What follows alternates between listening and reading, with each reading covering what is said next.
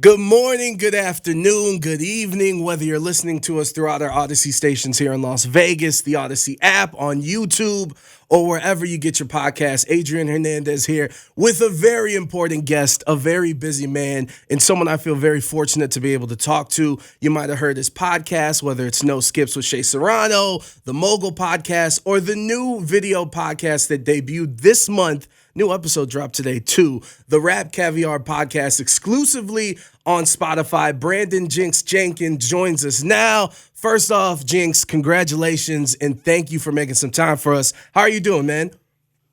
Man, what an intro, dog. Thank you, man. I'm over here feeling good, man. Everything's good, man. I'm really excited to do this podcast. I'm excited to be talking with you. Yeah, absolutely. And look, I did my research. I kind of had to go through the Rolodex of just all the content I've consumed that you've been a part of. But then things happen because just news breaks, things happen on Twitter and all this. So I do need to ask you this before we start and we get into the podcast and your history, because this story has gone viral. And it's the first time I'm going to use explicit language on air, but this is pre-recorded, so I'm going to bleep it out. But plain and simple, can I get your thoughts on whatever the fuck is going on at Capitol Records with this FN Mecca AI rapper that just dropped? Bro, it's so crazy that it's literally been dominating my group chats. It's sometimes, it feels like news goes by so quickly and we're always changing topics, but this one's come around the last, what is it? It's like we're more than halfway through the week. Bro, I don't know how you know what it is? You ever see something wrong and you want to excuse it, but then you think about how much red tape it had to go through to get here? Bruh. This is one of those. It's not like someone like messed up the toppings on your burger, or like it's not like that casual. Like people sign signatures to make this happen. There was multiple meetings. Yeah, there was meetings like we should do this. Look, I think it's like completely out of pocket. I think Capitol Records definitely has a part to play in it that isn't great, but it's also like the creators, like hip hop is something I take super seriously. I feel really personal about it, and I feel like it's a vehicle for culture, of course. So when people sort of infringe on that, and it's like it's open to anybody, right? There's no exclusion. But when you come in and this is your ideas to make like a caricature of rap culture, black culture, music culture, it's not my thing, And I'm so glad that you said what you just said about how much you care about this, because obviously with this situation, and this will be my last question because I don't want to spend the whole interview talking about this, and there's so many different directions that we could go with this, but I guess the one thing I do want to ask is, you bring up how much you care about the music, the culture, quality, moving things forward. Does it kind of bum you out that, like you said, there's a boardroom full of executives that said, yo, this makes the most sense musically, and that they basically wanted to create something that replicated the past, whether it's based on the algorithms and the stream numbers, instead of taking a chance on new artists, new ideas, and, just something unknown? Does it bum you out that this is what they decided would be best for the future? I think that's probably the biggest part. I was literally, I'm like obsessed with Vince Staples' newest album, Report Park Broke My Heart.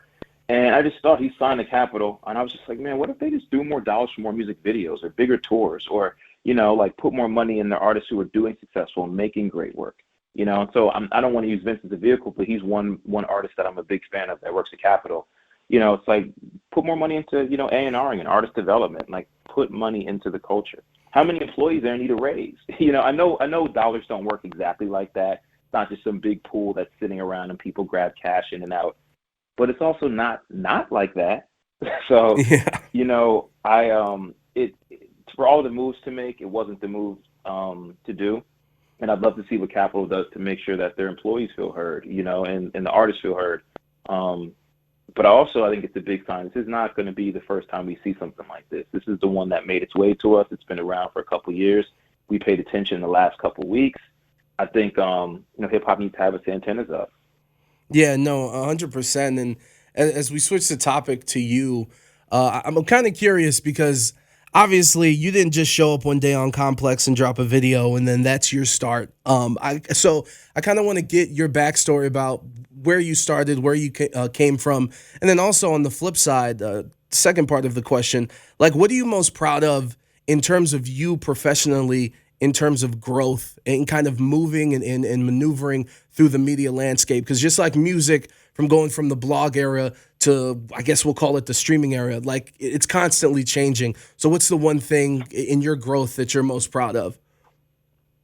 So yeah, when I think about the first question just popping up, no, I'm not an AI bot. I'm a real person. So I've been like, building up over time and creating my sort of, I guess, my resume and my work history. But initially I'm like a dude from New Jersey, Somerset, New Jersey. I always want to shout that out. I went to school in Atlanta, and then I popped out sort of in this in-between time where the blogs and social media were first starting to pop up, and I was trying to find my way to a creative industry of any sort. So that first one was really trying to get into advertising and like working on music videos. And then I got really fortunate. The place I worked at, which was formerly Decon, now it's Mass Appeal. They bought Mass Appeal magazine, and I would just work on the magazine after I was done with my work during the day. And somehow that led me to like the offices of Complex, and they brought me in and were like, "Hey, we're starting this new video thing. We've never done it before. Do you want to give it a try?" And I said, yeah. And I was like the first, video anchor on Complex News. We sort of, me and like four other dudes built that thing. It grew. We got more anchors, got bigger assignments. And I think that's how most people got to know me. But even I think if I'm like, even just jumping back like that, start in advertising, I think the thing I'm most proud of is my ability to pivot. I can, pivot across industry, pivot across medium, eras and generation. I think the ability to be able to outlast, people and not that it's a competition, but I've seen a lot of people come and go, and talented people.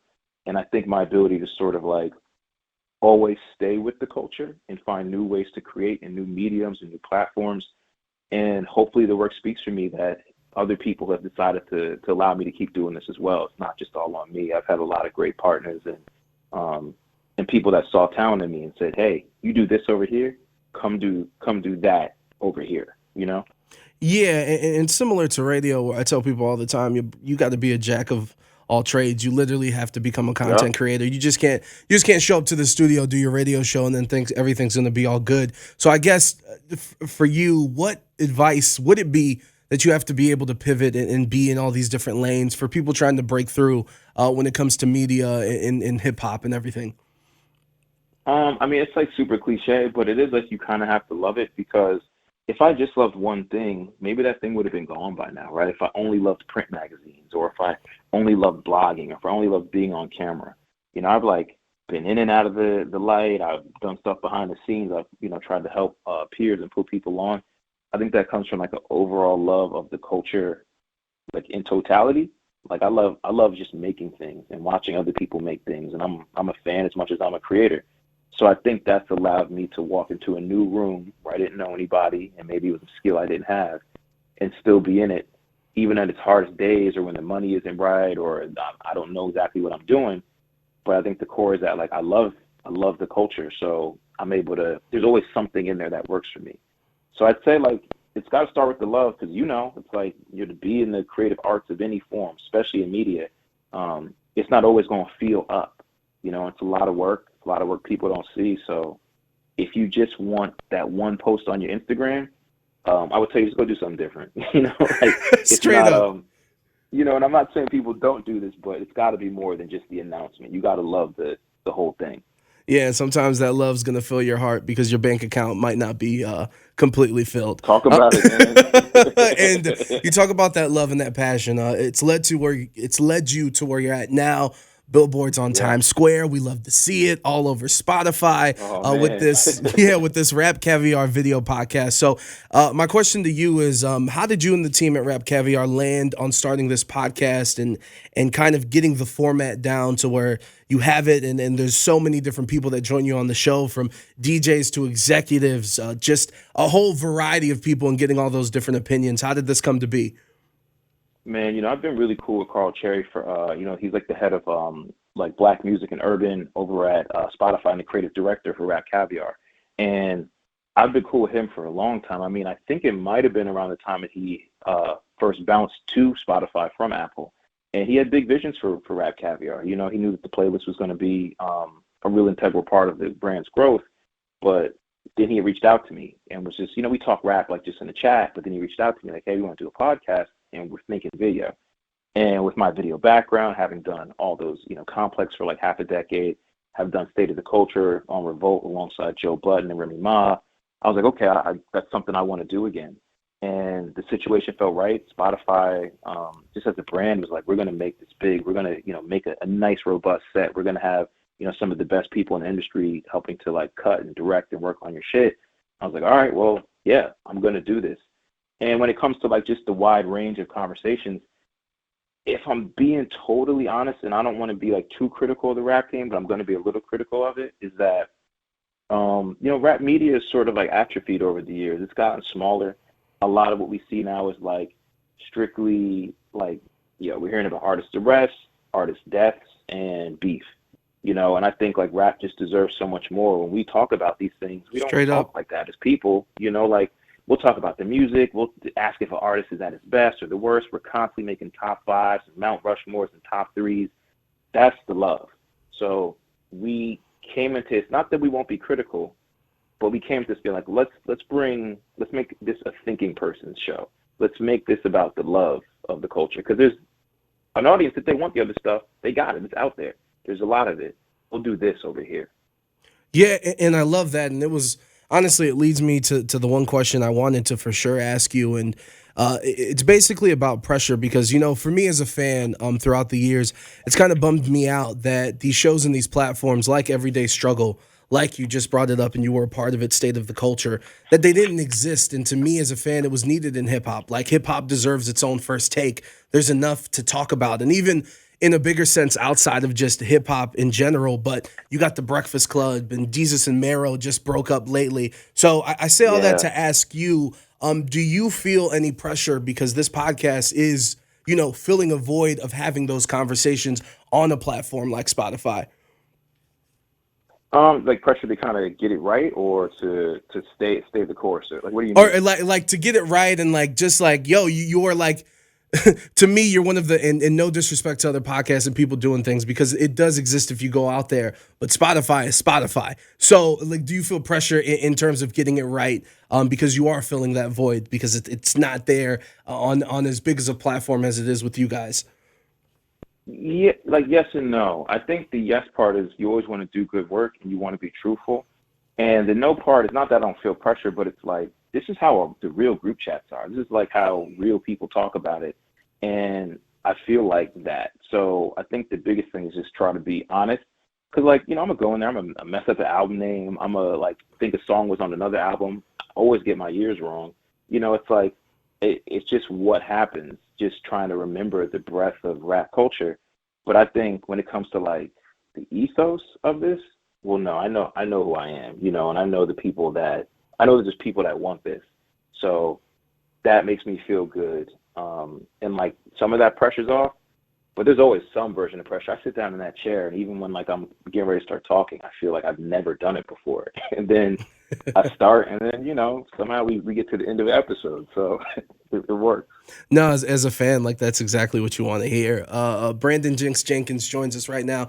Be sure to follow him on Twitter at Brandon Jinx. Of course, the Rap Caviar video podcast exclusively on Spotify. New episode just dropped talking about Drake and hitting his peaks. And speaking of peaks, when it comes to artists, throughout the years, and I guess we could start with the quote unquote blog era.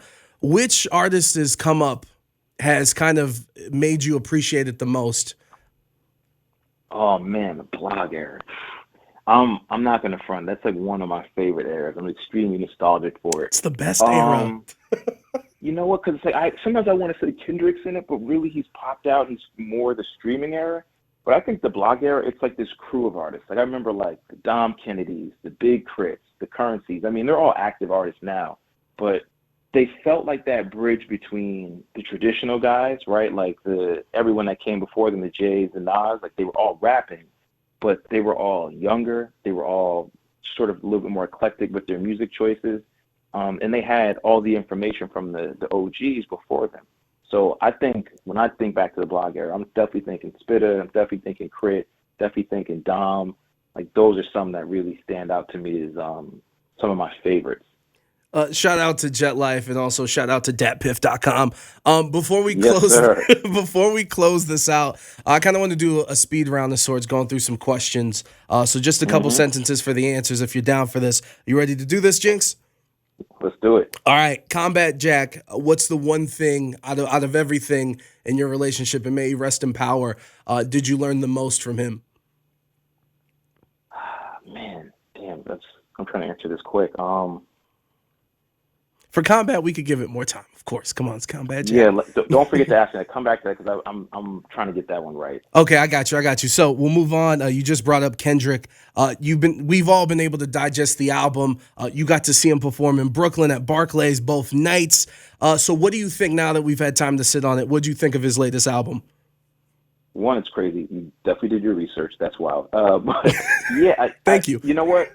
At first, I was kind of like, man, it's not what I expected. I'm like, Damn is my favorite Kendrick album. So I think I wanted more of that.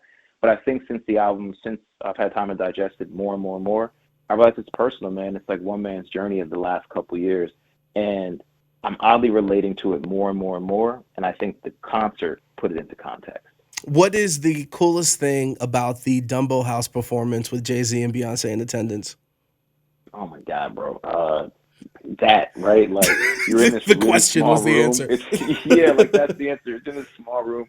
There might have been 50 people in this small room, and it's Kendrick. And there's a moment where he's kind of like talking to Jay-Z, and he's bringing up a Jay-Z line he interpolated. He said, "I do this for the culture," and that's one of my favorite Jay lines. It's been memed over the last decade as to like what it means to be a part of this quote unquote culture. And to just watch Kendrick kind of volley that idea back and forth with Jay is mind blowing. These are my two greats in one room. And there's a moment you're sitting there listening. There's a moment you kind of zoom out and you're like, what am I doing here? Like, how did I get in here? Yeah, that Uber ride home, you're like, what just happened? It was silent, bro. It was silent. I didn't say a word. No, that's insane. It'll kind of lead me perfectly into my next question. Was interviewing Kobe and Kendrick in 2017 at Complex Con the dopest thing you've done in your career to you? It's up there, man. I get nervous, of course, especially before interviews. It's just a thing. Like, I thought I'd shake it at some point, but I don't. And that's fine. I just live with it. But that was a time where my hands were actually sweaty. Like, I was like, oh, what am I going to do? I have to go in and shake their hands. So I was so nervous. I was sweaty. I sit down. Kendrick's in the corner. He's working with his whole team. Kobe rolls in with like his daughter and like a handler or manager. Like, that's it. And he sits down, he greets everybody, he's tall as hell, and the first thing he says is, "What's up, you nervous?" I was like, oh my God. Like, he just saw it in my eyes, and I told him, yeah, and he was like, that's cool, man, and we got a chance to talk, but it was the conversation even before that, man. He was asking a lot of questions about storytelling and how to make content. A year and a half later, dude wins an Emmy. You know what I'm saying? Like, constantly studying, constantly doing it the best. It's a hard moment to like it. I think that's up there, and then probably trolling Ben Carson during the presidential election. That was probably up there too. Everybody has a little bit of petty inside of them. Speaking of which, let me get my Rap Caviar podcast on with this next question. Okay, need to be prepared because this is going out to the internet. Here we go. Jinx. Is Nicki Minaj's verse on Monster one of the most overrated verses in hip-hop history?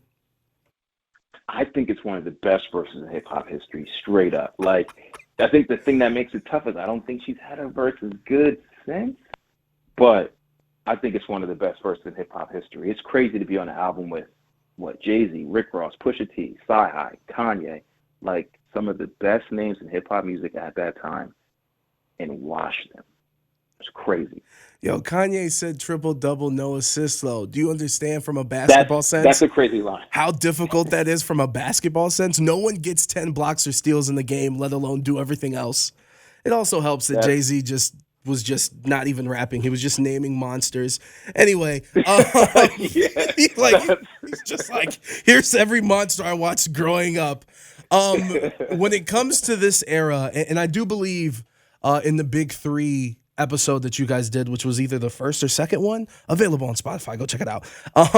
In this era, does a rap superstar, like, do they need a classic or hell, even like a good or great album to achieve that status?